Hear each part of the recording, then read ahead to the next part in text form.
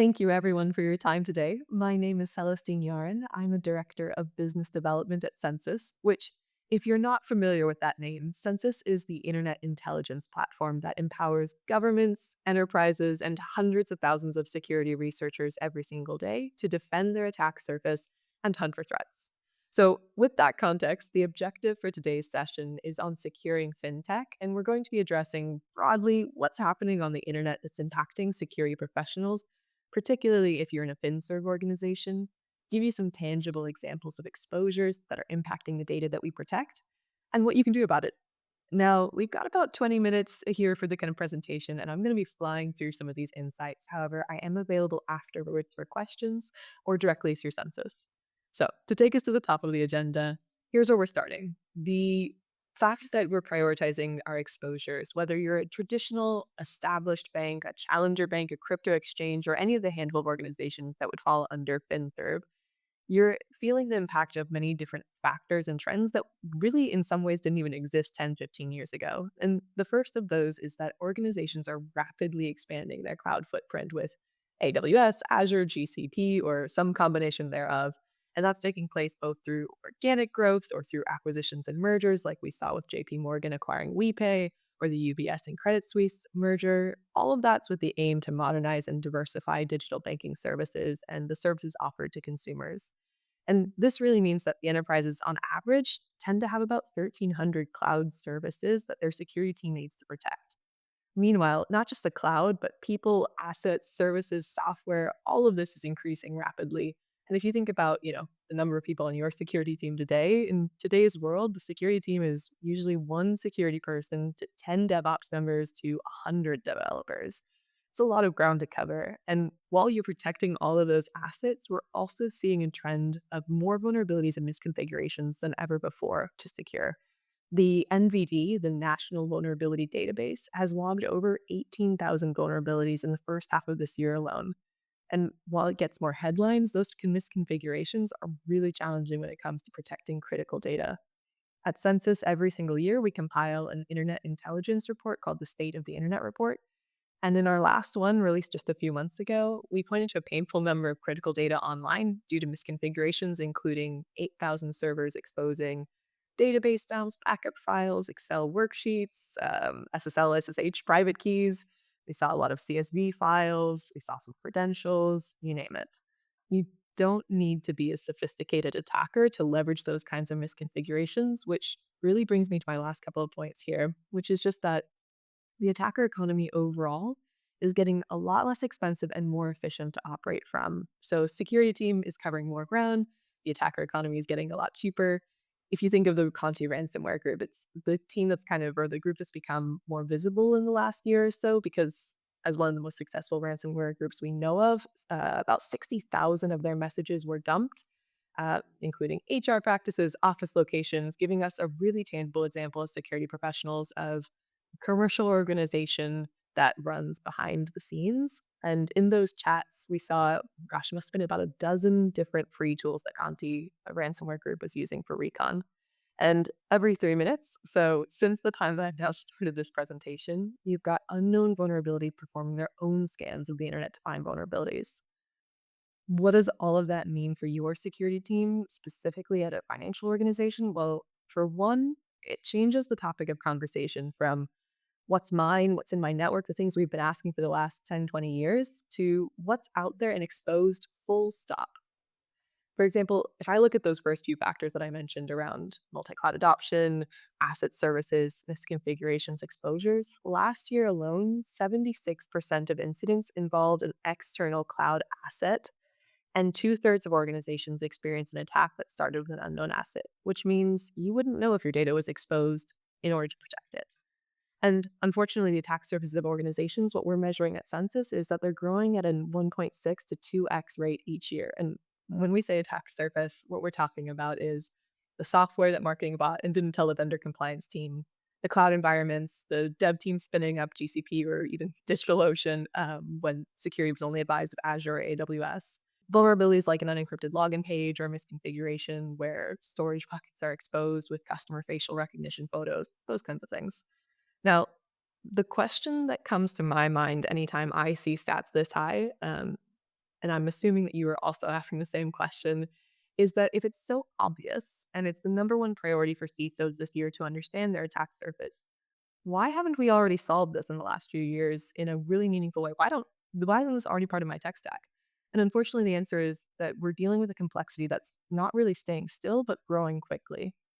The unifying characteristic of everything I just mentioned before is that if you knew about a cloud misconfiguration or a vulnerability, you'd have already done something about it, or at least made a calculated risk prioritization around it. But the tools we've historically used weren't purpose built to answer that question, the question of what else is out there and exposed, full stop. Vulnerability management tools that we use today are phenomenal for finding known hosts and network services, but they weren't built originally to find shadow IT. And it's the same with digital risk protection. You need them for brand impersonation or underground web forums, social media mentions, but they're not designed to go find attacker-facing internet assets. CSPMs, same thing, not designed to go find unknown cloud assets. Vendor risk management tools designed for what you know about, but not necessarily your supplier's cloud configurations, which is where a lot of us have gotten hit. And it turns out that for a security team, we're dealing with limited visibility as to what's out there and what's exposed. And then when we do have those set of tools, they're often disparate and fractured with different alerting mechanisms and integrations that mean you have to give up something or get something. And when they do work together, there's often a lack of context or history within the data. And then lastly, when you are working with those solutions, it's just a rapidly evolving landscape that doesn't always get to be refreshed in real time for you. To give you a visual of what that actually looks like, let's just hop over here for a second. This hairball of data is what we're dealing with today, right? On the left-hand side, you've got a bunch of data. On the right-hand side, you want to take action with that data. And this is where exposure management platforms come into the picture. They're uniquely set up to address this problem by discovering continuously exposures, vulnerabilities, cloud environments, and providing actionable insights for you in the midst of an investigation. Now, this is also where Censys comes into the picture. Censys is an exposure management platform and a threat hunting solution. But we're also what's known as the Internet Intelligence Platform. We have the largest scanning infrastructure in the world, which means that we're touching every internet connected device every 3 to 4 minutes, giving you fresh context and insights into what's exposed from your organization in real time. And this, for you, means that you're able to integrate more of those disparate and fractured systems and tackle the rapidly evolving security landscape.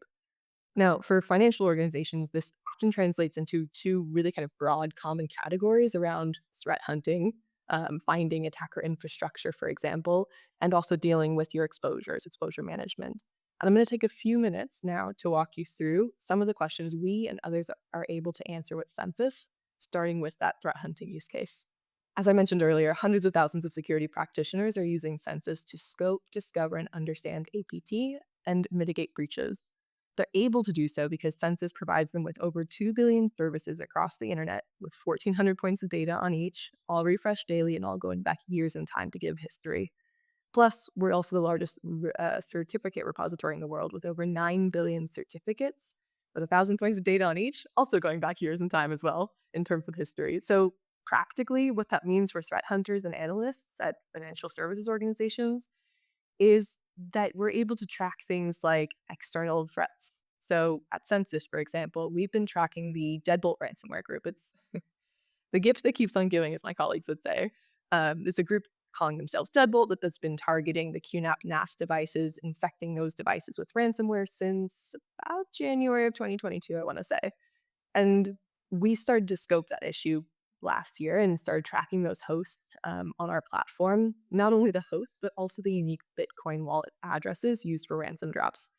And for an analyst using Censys, they're able to go straight to this dashboard. You even actually could kind of hop out of this webinar right now and go look at this dashboard online and start clicking through to understand what's exactly happening, for example, in a specific geography. Or if I were to pick, let's say, all the hosts in Germany that are infected, I could just click right through. Germany just happens to be the top of the list. And we can examine the number of devices in Germany, see detailed information on those hosts, the associated Bitcoin addresses.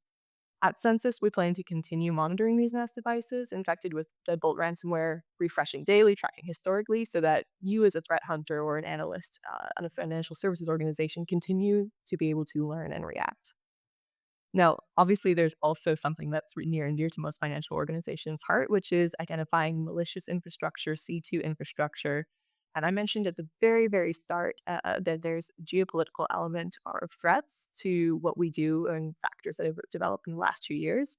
So I'll just give you a quick example of how some folks have used Census there. In the middle of last year, we were looking at our own data about, I want to say, 7 million hosts in Russia, and we were trying to see the top 1,000 software products that were currently observable in Russia. In the process of doing that, as many of you have probably experienced in an investigation, within that data set, we actually noticed a handful of Russian hosts containing an exploitation tool, Metasploit specifically, as well as command and control C2 tools like Posh C2. We then got curious, started going back in time, and used those details to understand how that Posh C2 certificate was related to and used on other hosts around the world, including in the US. Our data started to show that those Russian hosts had confirmed malware packages, a ransomware kit. They were designed to basically disable the target's antivirus remotely to manage the target, as well as a Trojan, callbacks with two other Russian hosts, and operational Bitcoin ports. And then as we looked at the historical data, we saw also the presence and removal, reemergence of POSH C2 certificate, as well as the modification of the malware kit over time, really in line with how an attacker would be modifying their methodology. Those additional details, plus a couple other tools put together, helped us put that in context of being related to the actions of the Medusa lockerware group, which was later confirmed by a CISA alert. So using our data, we can simply start to pivot through this network. This is a visual of the Census Search platform. It's one of the tools that threat hunters will often use to understand what's happening on the internet. And we've, just as a kind of interesting point, have tagged all of these specific Russian malware hosts. And we're watching how their behavior changes, including the changes that we've seen after we published these insights. And again, you could go right now to Censys.com, go to our search platform, and start filtering off this tag to see how this might be an interesting use case for yourself to move from. I'll give you one or two more examples here within the threat hunting use case. If if you've dealt with any kind of celebrity vulnerability before, uh, you might know this pain. For example, I wish I could see everybody's chats at the moment, but I'm looking at a different screen. And did anybody else have a weekend that was absolutely ruined by Log4j? Because if you did, I was in the same boat. Maybe not to the extent that you were, but what we're used by at Census is to understand how those vulnerable and compromised hosts might be relevant, or worldwide kind of internet analytics might be relevant to an organization. So if I was to take a vulnerability that did not become a celebrity vulnerability, back in late October, we started hearing about chatter that there was going to be a set of critical vulnerabilities released by the OpenSSL team. And given their source, our team was really bracing for another Heartbleed, which, for those of you that remember Heartbleed, it was arguably one of the worst of the decade.